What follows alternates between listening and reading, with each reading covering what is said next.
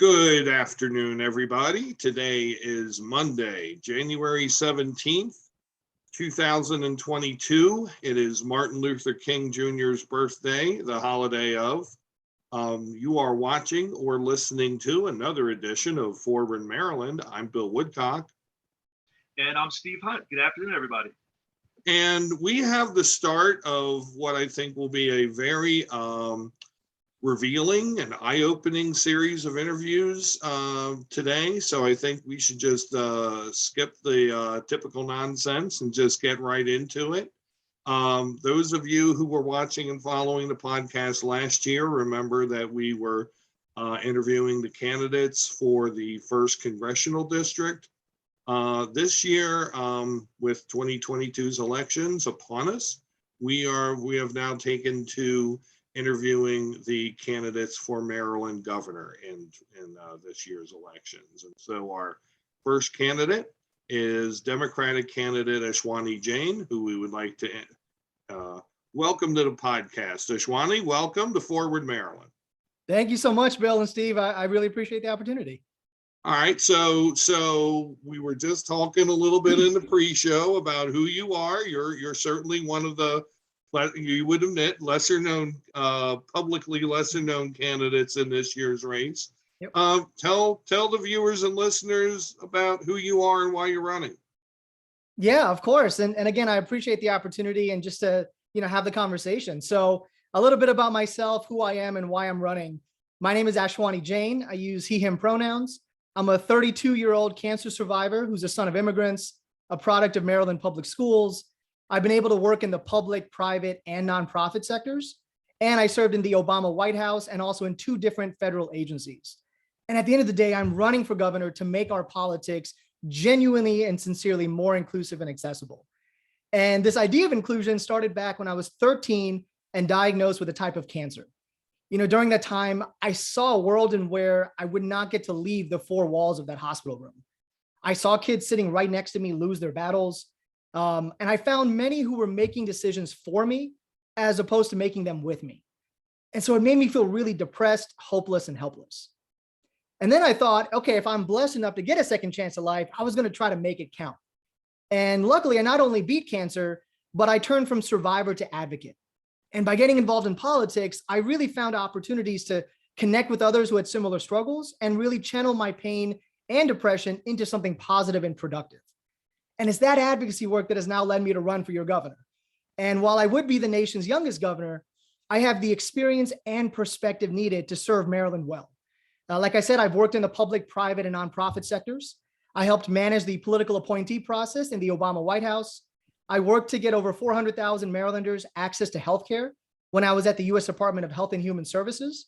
I've worked on affordable housing issues when I was at the U.S. Department of Housing and Urban Development.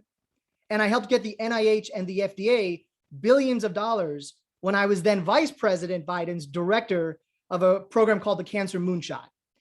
Equally important, I'm a product of Maryland public schools. I'm a son of immigrants and minority-owned small business owners.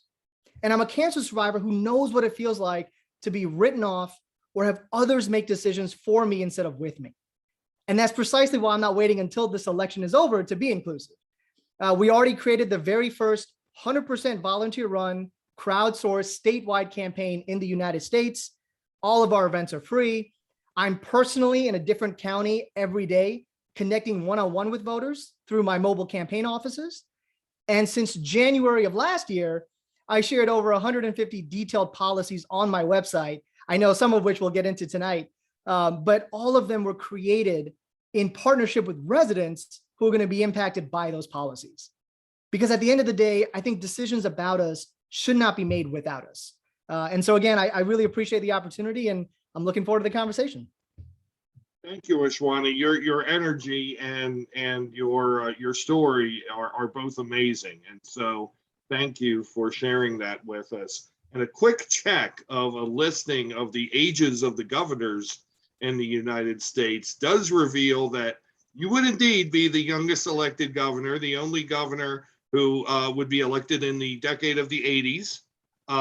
But there are, however, at least half a dozen governors who have been elected in the 70s.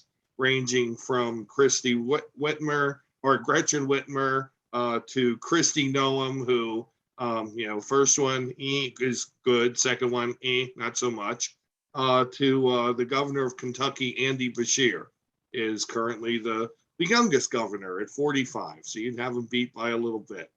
So you mentioned a little bit before about the county offices. So I find this fascinating because as an observer of and a participant in Maryland politics for many years, I have known successful gubernatorial candidates whose campaigns don't even bother to visit every 24 counties or 24 counties and including Baltimore City.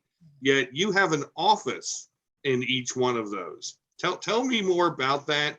How does it work, and what's the response you're getting? Yeah, I mean, the whole concept again is how do we make our politics more inclusive and accessible, right? And time again, I will see candidates who run for governor in both parties, to be candid, who make it really difficult for a actual resident to come see them.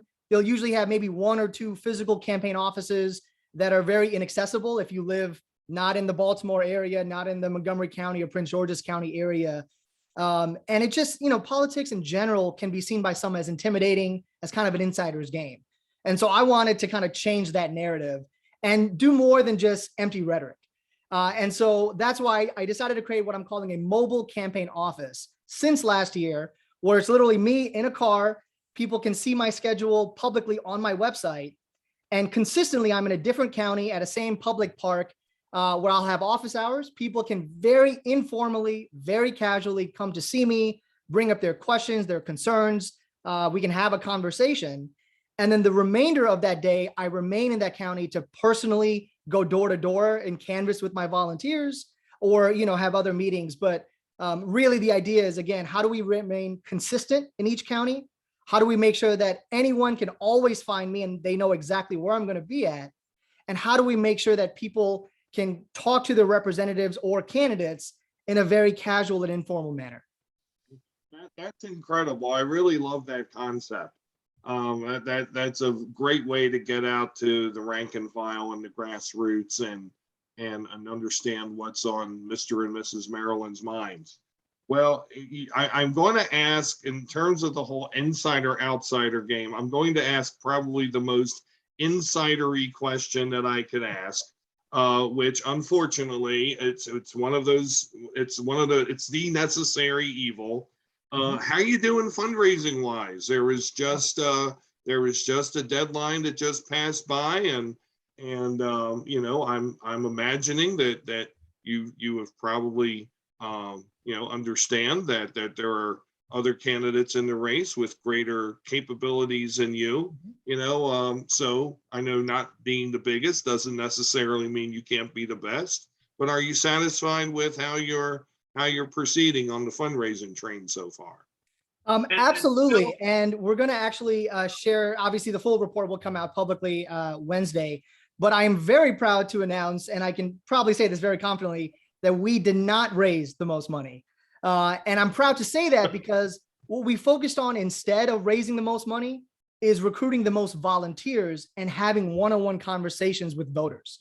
And because we have more volunteers than most any other campaign in the state of Maryland, from all age groups, all backgrounds, and every single county, we've been able to do with, and this number is going to be reported publicly, around $70,000, what other campaigns have needed millions to accomplish. So we're engaging more people. We really are grassroots. Our entire campaign is crowdsourced. So we have no staff members. Everything is run by volunteers. Again, from actual residents of counties get to help make policy and strategy decisions. People who may never have been involved in politics, to those who have been running campaigns for a long time, get a senior role in my campaign without any time or financial commitment. And again, going on this with this idea of inclusivity and accessibility, all our events are guaranteed free and accessible to all.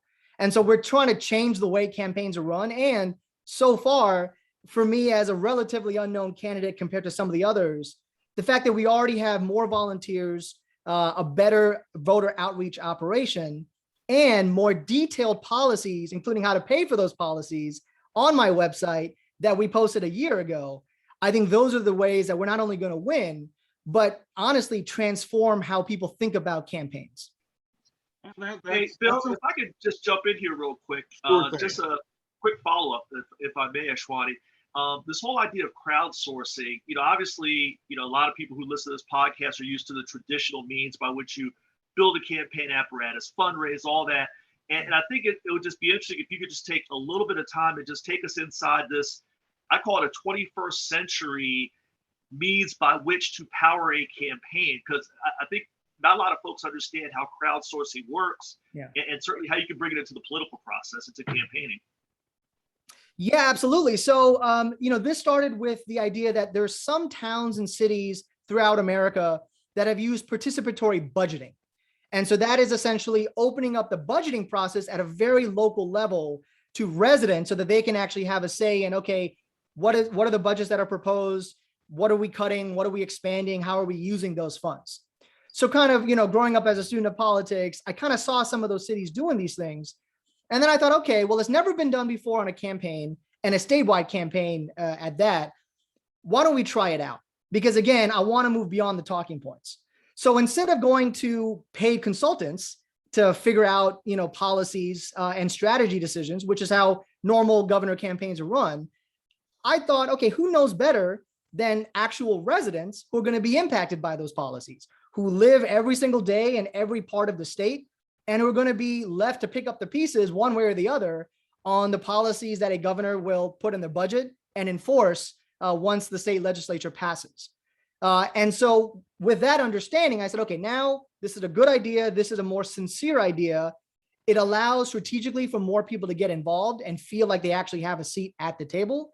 And it also allows for better policies that can actually be created and enforced in a much more equitable and feasible manner. So knowing all of those things, then we just reached out to folks. Okay, whenever we're reaching out to volunteers, hey, do you actually have policy expertise? Do you want to learn about certain issues? Do you have suggestions or ideas? Are you good at making graphics? Are you good at website development? Are you good at canvassing? Are you good at any of the things that, again, a campaign would really rely on either staff or consultants for? We just opened it up. And so we have all these volunteers, we put them into different teams, and then we literally just work together. Everyone will kind of share their opinions and thoughts. And it is a lot more time intensive, right? Because now you're dealing with a lot more people and a lot of different opinions. But at the end of the day, that's what a governor needs to do also, right? Once you're elected, you got to manage a huge bureaucracy. You got to manage all these, different stakeholder groups. So I'm already starting that from day one of my operation. And again, not just telling voters, hey, I care about you and I want to make sure that your voice is heard, but actually embedding them into every part of my operation.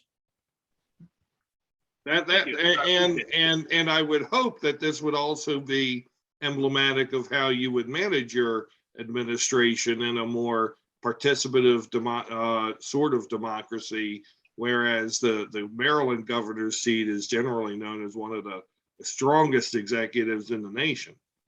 Not only is it obviously going to inform the way I govern, but I always joke with my volunteers and my team members, let's just say after I'm elected, I go crazy and I decide, I don't want to listen to anybody.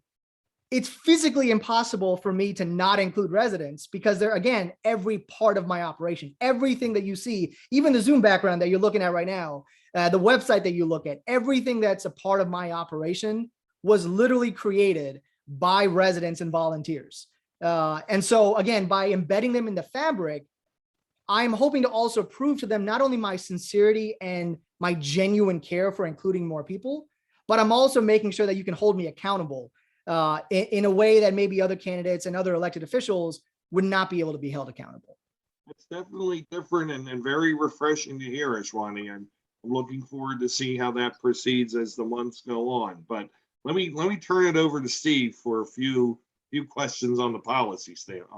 I'm sorry, I can't talk today on the policy.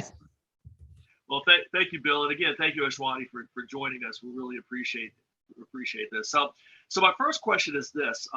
Obviously, there's a lot of policies we can get into, a lot of things that everybody wants to do, but it's all, I'll say, under the shadow of the ongoing COVID-19 pandemic. I mean, we've gone through, COVID, the original, through the Delta variant. We're now in the Omicron variant. Some people say the Delta variant are around. And, one of your experiences that you talked about working at the Department of Health and Human Services, being involved in healthcare issues and things of that nature. So drawing upon that experience, what are your thoughts on, how we've been doing in the state of Maryland, what the governor or the government's response has been to the pandemic? How are we looking at this point? And if elected governor, are there things that you would say, this is what I would do differently to get us out of the pandemic quicker, safer, more efficiently? Yeah, I definitely have a lot of disagreements with how our current governor has handled the whole situation. I mean, in the beginning, the fact that we were too quick to open up our schools and our businesses before, as the CDC recommended, majority of our residents were fully vaccinated. The fact that even now he has declared a state of emergency, but then refuses to mandate masks and vaccines, that's also counterproductive. The fact that in the beginning, we did not do enough to have mobile education units in low-income neighborhoods, in rural communities, to let them know the importance of getting vaccinated. The fact that we, told schools and educators and students to learn virtually, which was, again, I think a good decision because, again, you're trying to keep everybody safe, but then we did not provide equal broadband access, right? The fact that, okay, we're going to tell businesses to, to figure out a way to not have all these people come in and out of their establishment, which again is a good approach to keep everybody safe. But then you didn't provide them loans or support to actually keep their payrolls. So there was a lot of, I think, missteps that happened and are still happening. But that's one of the things that obviously I would focus on if I were elected, is making sure that the biggest priority is safety. And so making sure that we get everyone fully vaccinated and mandate masks in the meantime. The fact that we should offer different resources like broadband access, like mobile education units to different communities that are typically disenfranchised or have challenges either understanding what they need to do or getting the access to the resources they need. And then the final piece of this is the way we message this whole idea of what they call mask mandates, vaccine mandates, and how it's all controversial. One of the things that I've seen traveling all over the state is there are some folks in rural counties, in some more conservative areas, who keep talking about this idea of, individual choice. This is impacting my individual liberty. And I can understand where they're coming from, but the way I communicate it is not, is by framing it as when personal choice impacts public safety, that's where I believe government needs to step in and enforce certain measures to keep everybody safe, and so that we're not going back and forth between opening and closing or putting other people at risk. That's number one. Number two, we already require, when it comes to proof of vaccines, for example, we kind of already require some of that. If you're in a bar and you want to have an alcoholic beverage, they require you to have an ID, right? If in schools, we already require students in public schools to get vaccinated. So there's a lot of different messaging errors, I think, that even Democrats can be much better at.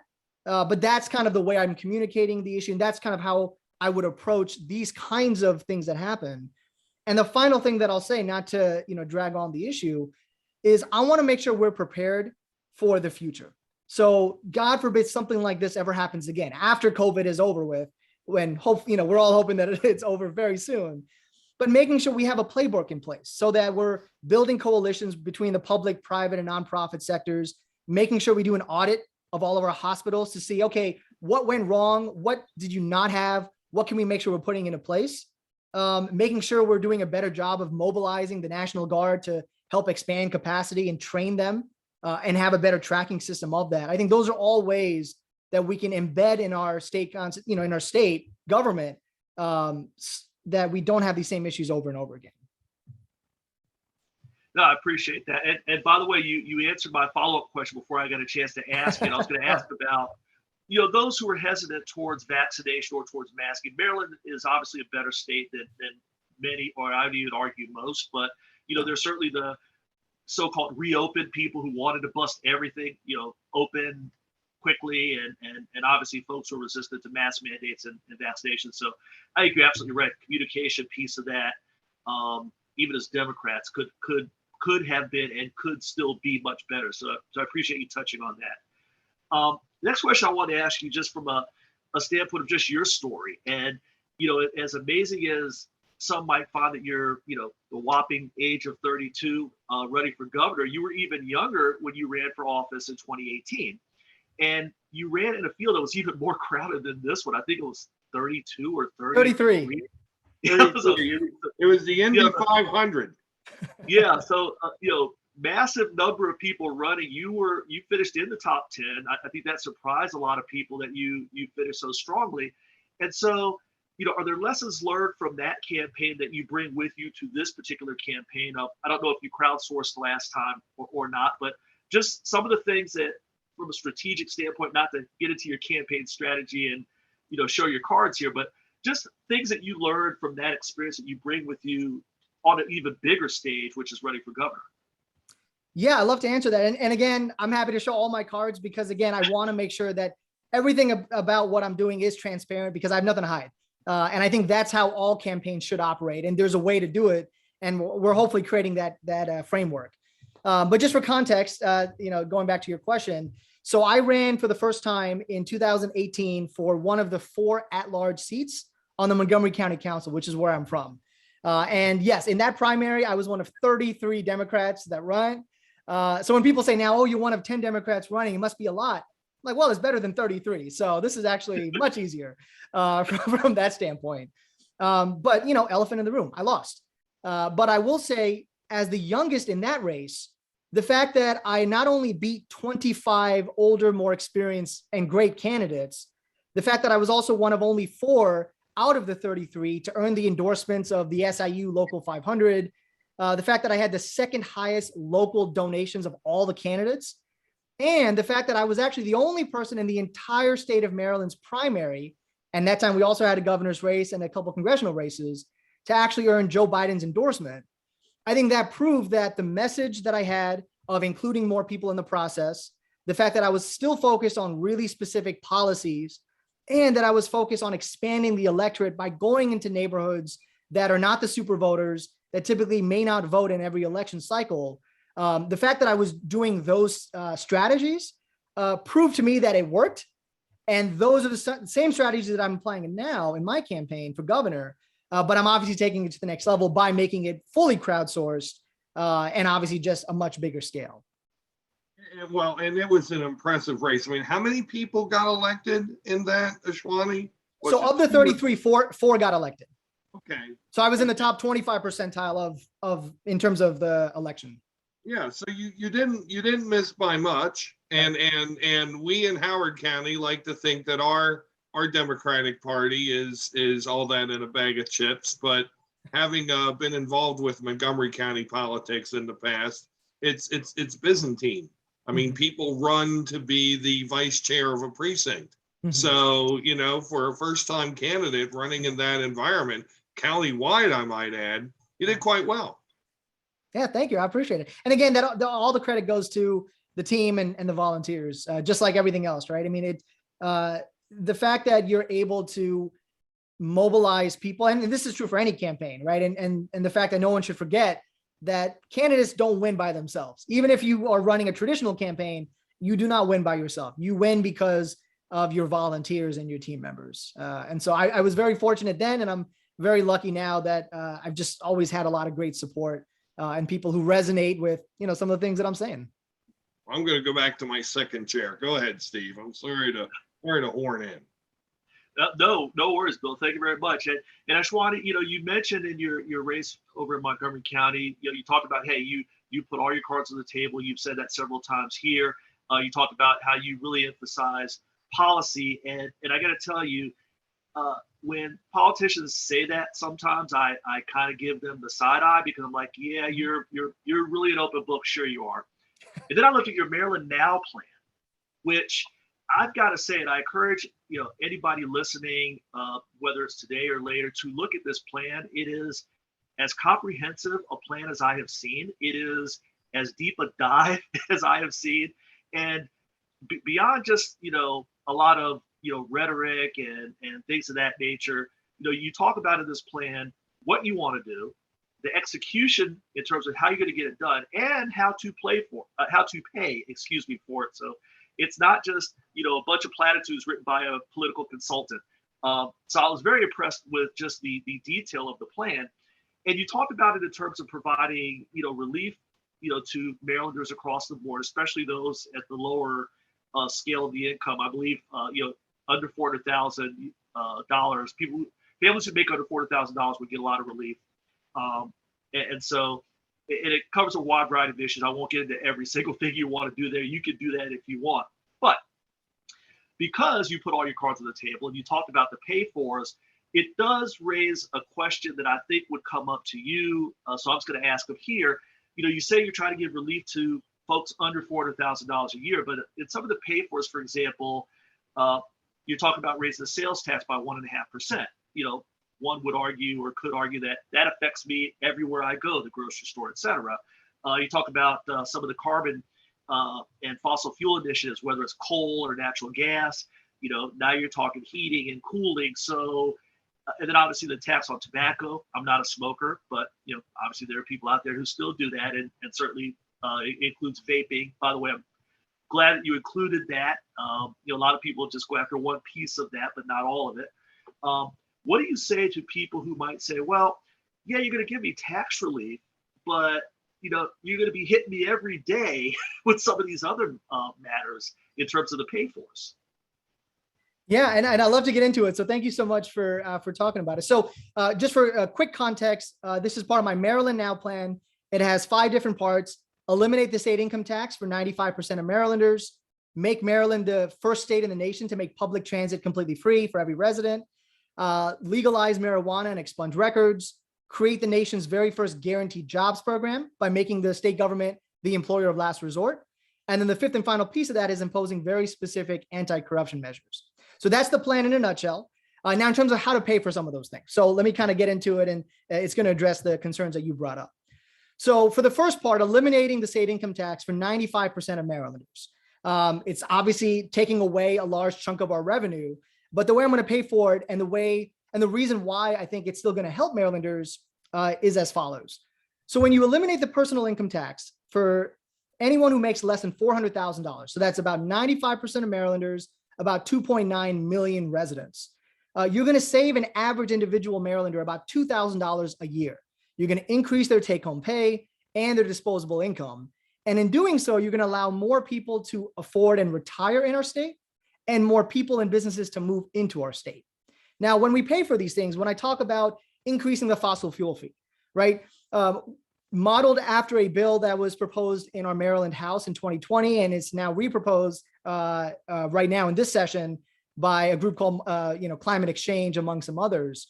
The fact that it's not only going to help us combat the negative impact that climate change is doing and fossil fuel industries are doing, that we're already paying for, but we're not getting revenues from it. But we're also going to have a no pass-through provision, which prevents those fossil fuel companies from passing the cost down to the end user. And we're still also making it more cost-effective to look at other cleaner energy sources like solar, wind, and water, and all the other sources as well. When I talk about increasing the sales tax from 6% to 7.5%, which is a big part of how I'm going to pay for eliminating the state income tax, what we have found is the state income tax takes more out of an individual Marylander's pocket than the sales tax. On average, an individual Marylander is paying anywhere from $700 to $900 a year in sales tax, but they're paying $2,000 a year in income tax. And so we're actually removing the bigger cost method without raising property taxes. And more Marylanders are okay paying a little bit more for goods and services than to ever pay a state income tax ever again. And again, at the same time, we're also having a guaranteed jobs program, right? So it's not just that we're reducing some of the cost of living, we're making public transit free. We're making sure that if you need a job and a good paying job, you're going to get that job. So it's looking at all the issues in a very comprehensive and sincere way. The final thing that I'll say when you spoke about the cigarette tax. So that is one part of how I'm going to pay for my free public transit idea. So right now, if you look at the MTA and the revenues that they raise anywhere from $150 to $200 million from what they call rail and bus fares. The way that we can fully pay for that to make it free for all residents is by increasing the price of a pack of cigarettes from $7.75 to $8.75 per pack. Now, not only is that going to make sure that we're fully making it accessible for students, seniors, those with disabilities, and those from low-income neighborhoods to get public transit, to and from where they need to go. But we're also finding that right now, about 7,000 Marylanders die every year from direct related causes due to cigarette smoking. And that costs our system about $2.7 billion in added healthcare costs. So in the long term, we're not only paying for some of these programs, but we're also making sure that Marylanders are healthier, and we are reducing our healthcare costs in the long term. So I know I said a lot, but I was trying to be as comprehensive and detailed as I could be. No, and I appreciate that. Just one last quick follow-up. We talk about the transit plan. Yeah. Would that include the red line? Yes. So right now, this plan is fully paying for anything that's currently under the MTA. The red line obviously is a new project, which I also fully support. So it's right now, this is only covering what we currently have available that's covered under the MTA. But when the red line is supported, which is what my administration would do, we're going to pay for it by some of these long-term economic sustainability measures that we put into place as well. Okay, well, great. Thank you very much. And again, a comprehensive response to questions about a very comprehensive plan called, again, the Maryland Now Plan, available on your website. And with that, I'll turn it back over to my partner, Bill. So I'm going to ask a extra bonus question, as I've been inspired by the back and forth here. And as Steve went to red line, I'm going to go to purple line, although not in the way of transportation. Okay. Because Ashwani, when I was doing my research earlier today, I came, it was very, well, hell, it's on your front page. The pledge to of ethics for the governor and lieutenant governor. Yeah.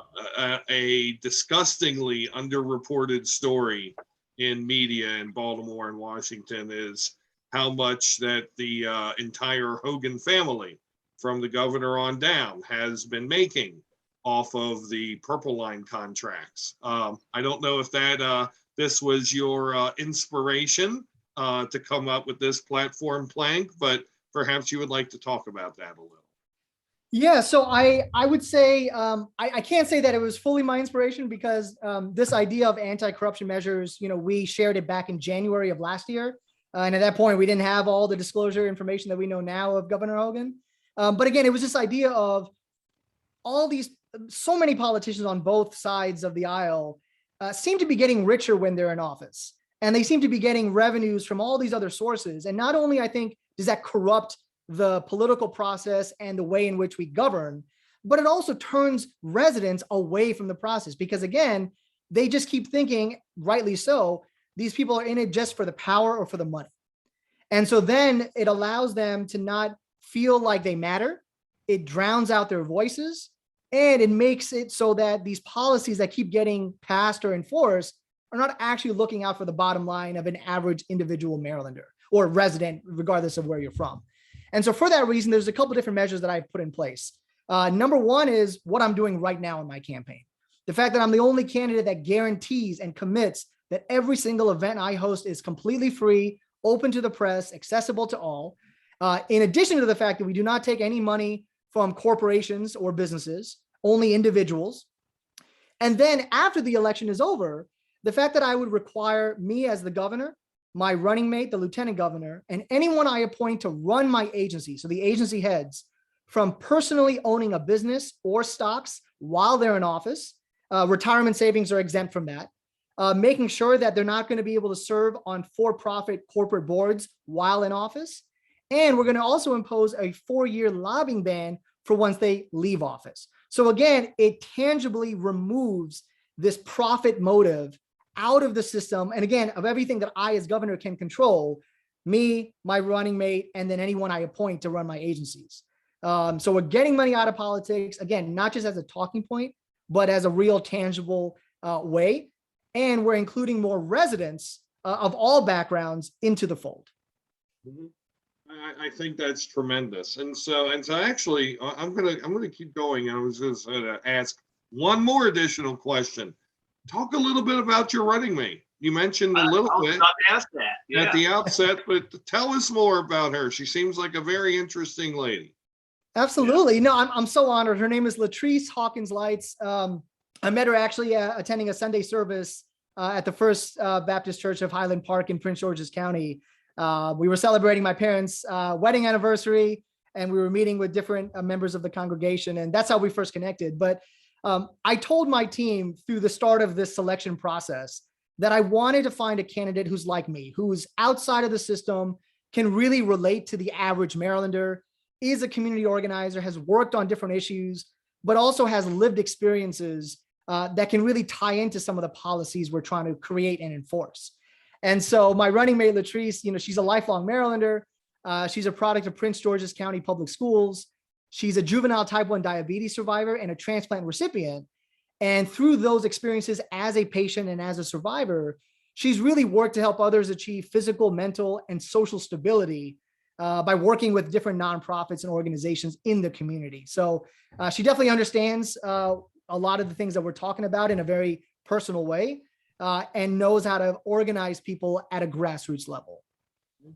All right. Now, honestly, this is the last question I have.